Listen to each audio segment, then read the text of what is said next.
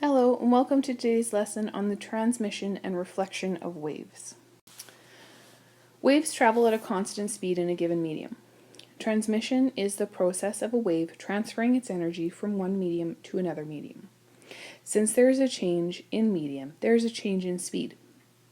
This process is very similar to refraction. However, refraction refers specifically to bending a wave. Transmission deals mostly with the change of speed of the wave. When a wave is transmitted into a new medium, its frequency will remain the same. Since we know that the speed will change, then the wavelength must also change in order for the relationship V equals frequency times lambda times the wavelength to remain true. Therefore, if frequency remains constant with an initial wavelength, when an initial wavelength is transmitted into a final wavelength, we get the following situations by solving for frequency. So we have Vi over lambda I equals Vf over lambda f. Therefore, if frequency remains constant when an initial wave is transmitted into a final wave, we get the following situation by solving for frequency, where Vi is the initial frequency, lambda I is the initial wavelength, Vf is the final wavelength, and lambda f, Vf is the final velocity, and lambda f is the final wavelength. A tightrope is connected to a slinky. A wave traveling at 1.5 meters per second is introduced into the tightrope. After the wavelength is transmitted to the slinky, the wave is traveling at 5.35 meters per second with a wavelength of 3.00 meters per second. What is the wavelength of the wave in the tightrope? Alrighty, so we can start by writing down our formula. Vi over lambda I equals Vf over lambda f. Okay, we're going to figure out our knowns and unknowns just like we've done all through this course. Vi lambda I, Vf lambda f. So we have to figure out where it starts. So the wave starts in the tightrope and is transmitted into the slinky. So all of the initial velocities and the initial velocity and the initial wavelength will be of the tightrope, and the final velocity and the final wavelength will be of the slinky. So the velocity in the tightrope, the initial velocity, is 1.5 meters per second. It's asking us to find the wavelength in the tightrope. The velocity in the slinky was 5.35 meters per second, and the wavelength was 3.0 meters. Okay, so we can sub everything in. So we got 1.5 meters per second over lambda I equals 5.35 meters per second over 3.0 meters. So the easiest way to solve for this would be to flip both sides.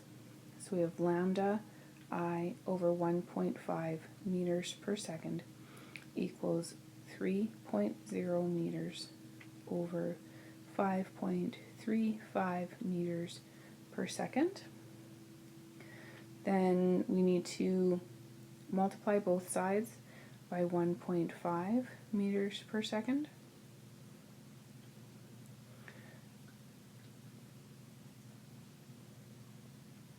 Remember, that will cancel out and we'll be left with the lambda I.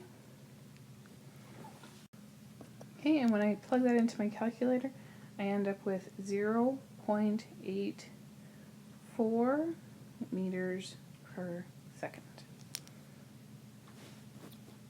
Reflection. Imagine a rope is tied to a wall. The rope is our medium and the rope being connected to the wall makes it a fixed end. That is, the end of the rope will not remove in relation to the wall. If a wave travels along the rope towards the wall, the energy will reflect off the wall and travel back through the rope. When the fixed end reflection occurs, the pulse will be inverted after the reflection. That is, the initial crest will become a trough after reflection. The amplitude of the reflection wave is smaller than the incident wave. So the angle of the wave coming back is smaller than the angle of the wave that went there. Because energy is lost in the barrier at the fixed end. This is called dampening. If the end of the media is not fixed, then free end reflection occurs. This results in a pulse that is not inverted. So if you look at the second picture here, the free end is being held with a ring, so it's free to move up and down. So as the incident wave comes in and is reflected back, the trough or the crest is the same. Here, for the fixed end, the incident wave comes forward, and then as it goes back, it becomes a trough. Partial reflection. When a wave is transmitted into a new medium, partial reflection occurs at its boundary. Therefore, the incident wave will both reflect and transmit energy. If the wave is traveling from a light medium into a denser medium, the fixed end reflection occurs. If the wave is traveling from a dense to a light medium, then free end reflection occurs.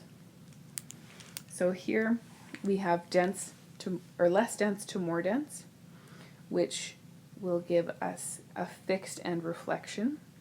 Okay, so we have a crest traveling to the right, and then on the way back, coming back from the center, from the transmission period, we have a trough, but we have a crest going through the more dense. In the more dense, if we start in the more dense and go to the less dense, we have an initial crest that continues as a crest through the light medium and comes back as a smaller crest through the dense medium. All right, that's today's lesson. If you have any questions, please let me know tomorrow in class. Have a great night.